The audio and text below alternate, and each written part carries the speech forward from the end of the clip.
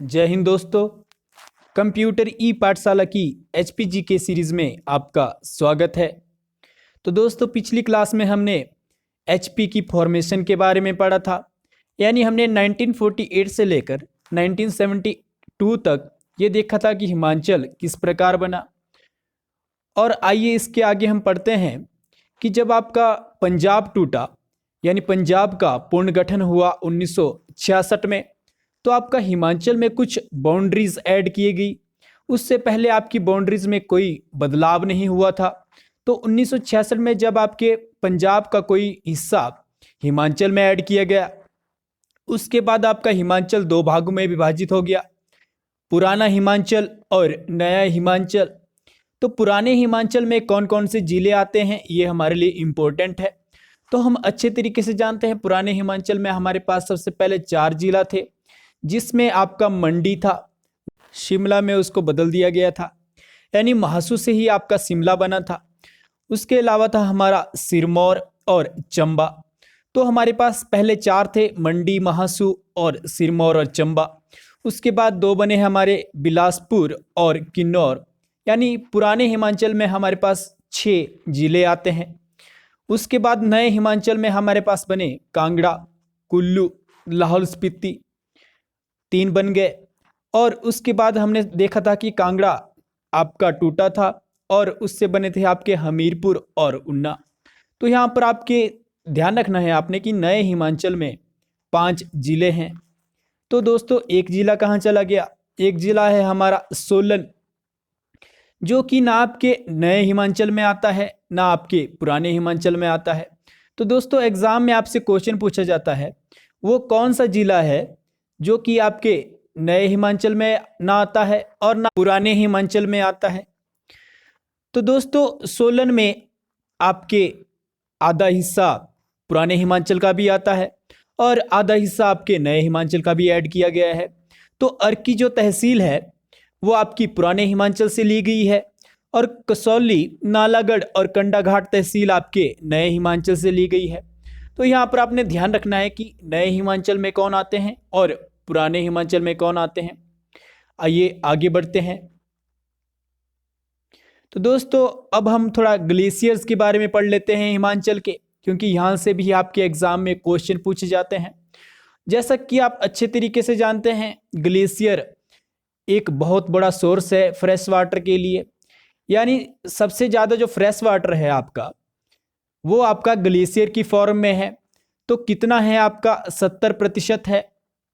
और अगर पूरी अर्थ का देखा जाए तो पूरे अर्थ में हमने देखा था कि 70% हमारा पानी है। और उस पानी में से अगर ग्लेशियर की वैल्यू निकाली जाए, परसेंटेज निकाली जाए, तो आपकी 2% है। तो 2% आपका ग्लेशियर है। तो हम पढ़ेंगे हिमाचल में। तो हिमाचल में ग्लेशियर को लोकल लैंग्वेज में क्या कहा जाता है? तो सिगड़ी कहा जाता है। यह आपके एग्जाम में भी पूछा जाता है। आइए आगे बढ़ते हैं। सबसे बड़ा जो ग्लेशियर है आपके हिमाचल में, वो है आपका बड़ा सिगड़ी। तो नाम में ही इसमें ऐड हुआ है बड़ा, तो वहां से आपको याद रह सकता है। इसका एरिया कितना है? तो 192 स्क्वायर किलोमीटर एरिया है।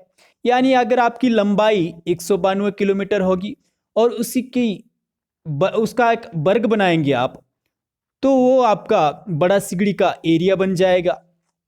कौन सी जगह पर है ये? तो ये आपकी चंद्रा वैली यानी लाहौल में है। और ये माना जाता है कि 1936 में इसने चंद्र लेक को बनाया, चंद्रताल लेक को बनाया, जो कि कहाँ पर है? आपके लाहौल स्पीति में है। और सबसे पहले इस ग्लेशियर की चढ़ाई किसने की? तो स्टेफनसन ने की। और उसके बाद इसकी चढ़ाई की मेजर बलजीत सिंह ने। तो ये भी आपके एग्जाम में पूछा जाता, क्योंकि ये हिमाचल का सबसे बड़ा ग्लेशियर है। तो ये जरूर पूछा जा सकता है कि इसकी चढ़ाई किसने की। तो स्टेफनसन आपने जरूर याद रखना है, क्योंकि सबसे पहले इसकी चढ़ाई स्टेफनसन ने की थी। आइए आगे बढ़ते हैं। इसके बाद जो आपके चंद्रा वैली के और ग्लेशियर हैं, इनको भी पढ़ लेते हैं, क्योंकि सबसे ज़्यादा आपके ग्लेशियर आपको यहीं पे इम्पोर्टेंट देखने को मिलेंगे। तो इसमें जो कि एग्जाम में पूछे जाने वाले हैं वो है आपके सोनापानी ग्लेशियर, यानी नाम भी इसका क्या है, सोना है, यहाँ से आप याद रख सकते हैं। कुगती ग्लेशियर जो कि आपके कोकसर में है। मिलांग और मियार और मूलकिला, इसको आप ऐसे याद रखिए, यानी ट्रिपल एम, मिलांग, मियार और मूलकिला। और ये तो आप अच्छे तरीके से जानते हैं कि लाहौल स्पीति में चंद्र और भागा हैं, दो नदियां हैं। तो आपके चंद्र और भागा ग्लेशियर भी यहाँ पे हैं, और तारागिरी यहाँ पे ग्लेशियर है, ये भी आपने याद रखना है। याद कैसे रखेंगे, तारे से आप याद रख सकते हैं। और दिंग कार्मो यहाँ पे एक ग्लेशियर है, और एक ग्लेशियर है जिसका नाम है गोरा ग्लेशियर। तो गोरा से आप याद रख सकते हैं कि यहाँ पर एक गोरा ग्लेशियर भी है। तो नाम इसके बहुत ही अच्छे हैं, सोना, गोरा और तारा। तो आप इसको ऐसे याद रख सकते हैं कि सोना, तारा और गोरा ग्लेशियर आपके चंद्रा वैली में है। और इसके साथ एक वेरी इंपॉर्टेंट ग्लेशियर यहाँ पर है, गेफांग ग्लेशियर। तो लाहौल की जो डाइटी है यानी देवता है गेफांग, उनके नाम पर इसका नाम पड़ा है। और इसमें जो एग्जाम में क्वेश्चन पूछा जाता है वो पूछा जाता है कि वो कौन सा ग्लेशियर है जिसकी शेप आपके स्विट्जरलैंड में जो आपका पर्वत है मैटरहॉर्न, उससे मिलती जुलती है। तो दोस्तों ये है आपका गेफांग ग्लेशियर। जैसा कि आप देख भी सकते हैं, इसकी जो शेप है एक हॉर्न की तरह है, यानी सींग की तरह है। तो इसलिए इसको स्विट्जरलैंड का मैटरहॉर्न भी कहा जाता है, और लाहौल का इसको मणि महेश भी कहा जाता है। तो वेरी इंपॉर्टेंट कि लाहौल का मणि महेश किसे कहा जाता है, तो गेफांग को कहा जाता है। और मैटरहॉर्न ऑफ स्विट्जरलैंड किसे कहा जाता है, गेफांग को कहा जाता है। आइए आगे बढ़ते हैं। अब है आपका लेडी ऑफ किलोंग, जो कि आपके एग्जाम में बहुत बार पूछा गया है। तो लेडी ऑफ किलोंग जो ग्लेशियर है उसकी ऊंचाई आपकी 6061 मीटर है। और ये किस लेडी के नाम पे इसका नाम रखा गया है, तो एशियन लेडी के नाम पे इसका नाम रखा गया है।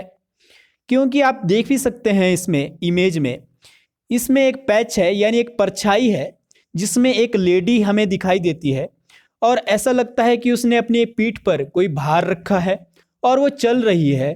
तो इसलिए इस परछाई के कारण, इस काली परछाई के कारण इसका नाम लेडी ऑफ किलोंग रखा गया है। तो एग्जाम में इसमें क्या क्वेश्चन पूछा जाता है कि लेडी ऑफ किलोंग क्या है, तो एक ग्लेशियर है जो कि एक लेडी की तरह दिखता है। और ये किस लेडी के नाम पे रखा जाता है ये भी आपके एग्जाम में पूछा गया है। तो एशिंगटन डे जो लेडी है इसके नाम पर ये ग्लेशियर का नाम रखा है। तो ये नाम भी आपने जरूर याद रखना है, क्योंकि एग्जाम में जब आपके पास 4 ऑप्शन आते हैं तो उसमें नाम आपके लिए बड़ा कंफ्यूजिंग ये हो जाता है। तो इसकी स्पेलिंग आप जरूर याद रख लें। आइए आगे बढ़ते हैं। दुधौन ग्लेशियर, तो एग्जाम में पूछा जाता है कि दुधौन और पार्वती ग्लेशियर कहाँ पर है। तो पार्वती को आप अच्छे तरीके से जानते हैं, पार्वती आपकी नदी भी है जो आपके कुल्लू में है। तो ये आपकी पार्वती रिवर को ये अपना पानी देता है दुधौन ग्लेशियर, ये भी आपने याद रखना है कहाँ पर है, कुल्लू में है।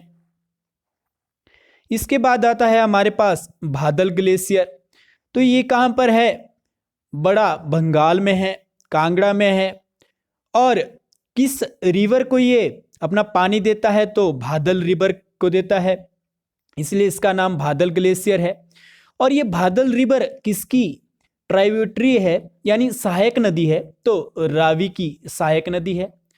तो दोस्तों ये आपके इंपॉर्टेंट ग्लेशियर थे जो कि आपके एग्जाम में पूछे जाते हैं, और कुछ इंपॉर्टेंट फैक्ट्स थे। तो इसके अलावा भी कुछ ग्लेशियर हैं लेकिन वो आपके एग्जाम के लिए इंपॉर्टेंट नहीं रहते हैं। तो यही जो ग्लेशियर है ये आपके एग्जाम में पूछे जाते हैं, इनकी आपको इन्फॉर्मेशन होनी चाहिए। तो दोस्तों वीडियो को हम आज के लिए इतना ही रखते हैं। वीडियो अगर आपको अच्छी लग रही है तो वीडियो को लाइक कीजिए और अपने दोस्तों के साथ शेयर कीजिए। दोस्तों कल दोबारा हम इसी समय पर मिलेंगे, तब तक के लिए दोस्तों जय हिंद, जय भारत, जय हिमाचल।